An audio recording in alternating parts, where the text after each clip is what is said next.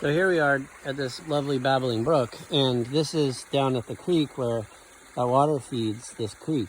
You could see that water coming off up there at the spring, where we were. Well, that wasn't spring, but that was spring water coming off. And down there, you can see my lines coming in. I'll just zoom in on it for you so that you can kind of see. Those I plumbed in about 7 or 8 years ago, and they come through underneath the road. This is Petaluma Point Reyes Road, and they go under the ground all the way down to the field, which I'll walk you to. And while we're walking there, I'll explain the pipe goes about 1,200 feet all the way down to the field, so that's a long distance, but it's a lot of it is downhill.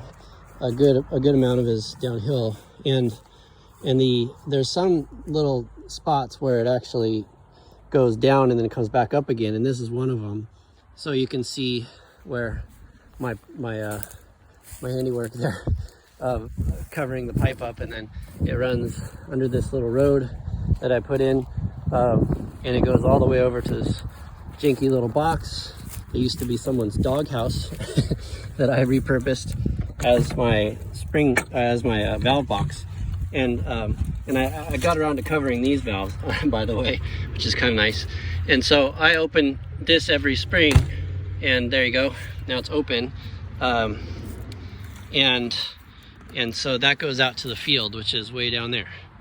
This is a valve that I got coming off of, or a system of little valves coming off of here that goes out to the orchard, and then this is how I plumbed it in. So you can see that there's a big reduction between this 2-inch pipe and then this 1-inch, or this is actually 3/4 inch. And wherever there's a big reduction like this, there's an increase in pressure but a decrease in flow, and those two kind of go together.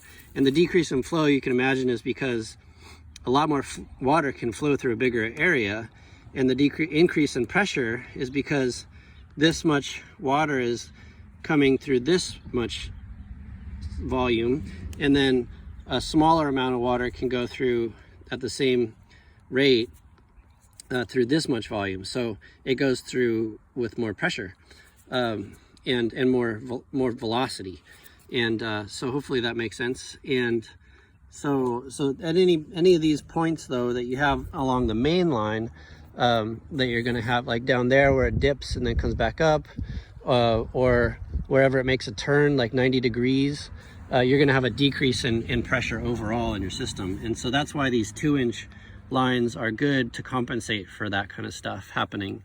It's good to have these little cleanouts.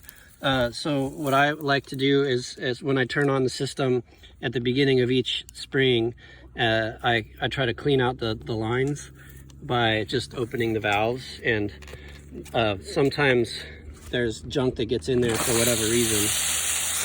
Looks like, so you're here with me at the first time, but it looks like I have some cracks right here in the manifold, probably due to water that was in the line that I did not purge the lines beforehand, unfortunately, and probably had a frost or freeze that cracked that pipe. So I have to replace this manifold now. And these are about $30, not so bad, but still they add up. If everything cracked, that's a lot of money.